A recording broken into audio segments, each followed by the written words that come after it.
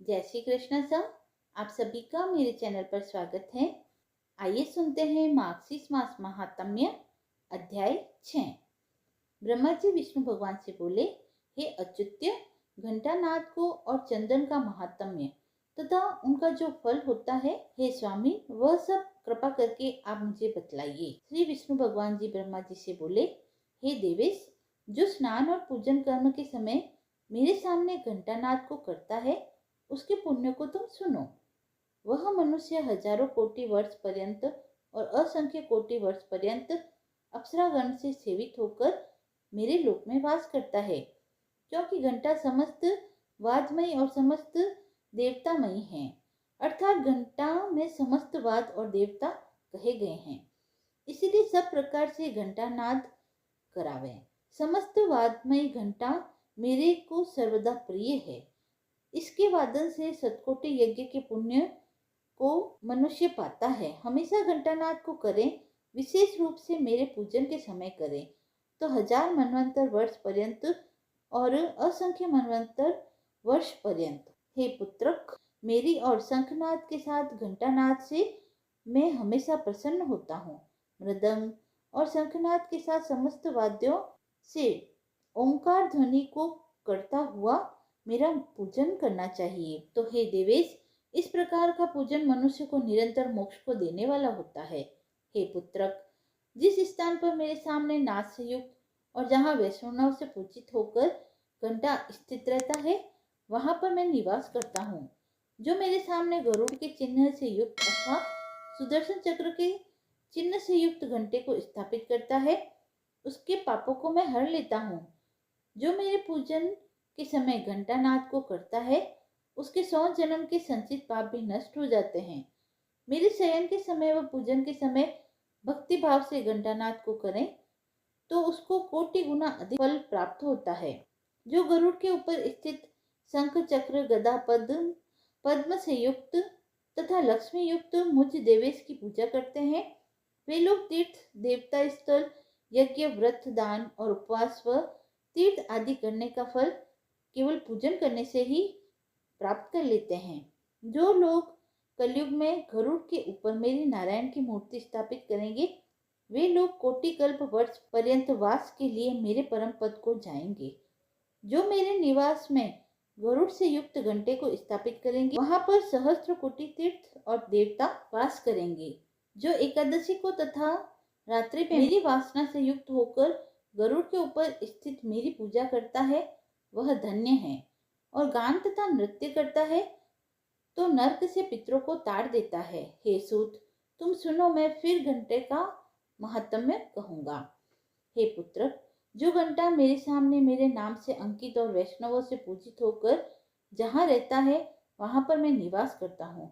जो गरुड़ से युक्त घंटे को मेरे स्नान, पूजन, चंदन, विलेपन, धूप और दीप के समय बजाता है, हे वत्स, वह प्रतिदिन मेरे सामने घंटानाद से स्नान, पूजन, चंदन, विलेपन, धूप और दीप करता है।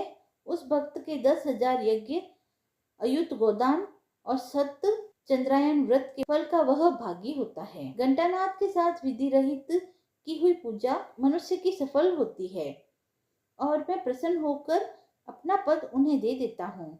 गरुड़ के चिन्हित तथा चक्र से चिन्हित घंटा कोटि जन्म के भय को नाश करता है। देवेश, गरुड़ के चिन्ह से चिन्हित घंटे को मैं प्रतिदिन प्रेम से देखकर प्रीति करता हूँ, जैसे निर्धन लक्ष्मी को प्राप्त कर प्रसन्न होते हैं। जो घंटा दंडक के ऊपर सिर भाग में चक्र को तथा मेरे प्रिय गरुड़ को स्थापित करता है, वह तीनों लोक को स्थापित करता है। जो अंत समय में चक्र से चिन्हित घंटे के नाद को सुनता है, वह कोटि पाप से युक्त होने पर भी उसके पास यमदूत नहीं आते हैं। हे सूत, घंटानाद से समस्त दोष नष्ट हो जाते हैं और देवताओं को रुद्र का तथा पितरों को उत्सव होता है। गरुड़ के अथवा चक्र के चिन्ह से चिन्हित रहने पर भी घंटानाद से मैं भक्तों पर प्रसन्न होता हूँ। जिसके घर में गरुड़ के चिन्ह से चिन्हित घंटा नित्य रहता है, उस घर में सर्पों का भय नहीं होता है और अग्नि तथा विद्युत का भय नहीं होता है। जिसके घर में मेरे सामने घंटा और शंख नहीं होते हैं, तो वह भक्त मेरा प्रिय कैसे हो सकता है। हे पुत्र, अब मैं चंदन का महात्म्य तुमसे कहूँगा, जिसको मेरे लिए अर्पण करने से मुझे अत्यंत प्रसन्नता होती है। इसमें कोई संशय नहीं है। पुष्प, कपूर, अगर, कस्तूरी, जायफल से युक्त चंदन अथवा मुझको अत्यंत सुखदायी तुलसी काष्ठ के चंदन को मेरे लिए नित्य देता है, वह मनुष्य श्रेष्ठ कलयुग में भक्ति से महाविष्णु को तुलसी काष्ठ के चंदन को देकर अनंत युग पर्यंत स्वर्ग में जाकर वास करता है। जो तुलसी काष्ठ के चंदन को मेरे लिए देता है और मालती पुष्प से मेरा पूजन करता है, वह दोबारा माता के स्तन का दूध पीने वाला नहीं होता, अर्थात उसका पुनर्जन्म नहीं होता। मैं तुलसी काष्ठ के चंदन को अर्पण करने से 100 जन्म के किए हुए समस्त पापों को नष्ट कर देता हूँ, क्योंकि समस्त देवताओं को तुलसी काष्ठ का चंदन प्रिय है और पितरों को तुलसी काष्ठ का चंदन विशेष प्रिय है, जैसे मुझे सदा प्रिय है।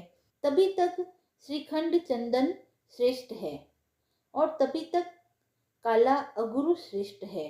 जब तक पुण्य तुलसी काष्ठ का चंदन मेरे लिए पूजा में अर्पित देखने में नहीं आता है, तभी तक कस्तूरी का सुगंध है और तभी तक कपूर की सुगंध है। जो लोग कलयुग में और मार्गशीर्ष मास में मेरे लिए तुलसी काष्ठ का चंदन देते हैं, वे लोग कृतार्थ हो जाते हैं, इसमें कोई संदेह नहीं है। जो भगवत होकर कलयुग में मार्गशीर्ष मास के आने पर तुलसी काष्ठ के चंदन को नहीं देता है, वह मनुष्य भागवत नहीं है। जो मार्गशीर्ष मास में कुमकुम, अगर, श्रीखंड, चंदन से मेरे शरीर में लेपन करता है, वह कोटि कल्प वर्ष पर्यंत स्वर्ग में जाकर वास करता है। जो कपूर, अगर को मिलाकर चंदन से और विशेष रूप से मुझको सदा प्रिय कस्तूरी से मेरा लेपन करता है और जो मार्गशीर्ष मास में शंख में चंदन को रखकर उस शंख के चंदन से मेरा लेपन करता है, तो मैं 100 वर्ष तक के लिए प्रीति करता हूँ। जो सदा मार्गशीर्ष मास में भक्ति पूर्वक तुलसी पत्रों से और आंवले से मेरी नित्य भक्ति करता है, वह इच्छित फल का भागी होता है। 6वां अध्याय समाप्त हुआ। यदि आपको यह अध्याय पसंद आया हो तो आप मेरे चैनल को लाइक, शेयर एंड सब्सक्राइब करें। धन्यवाद।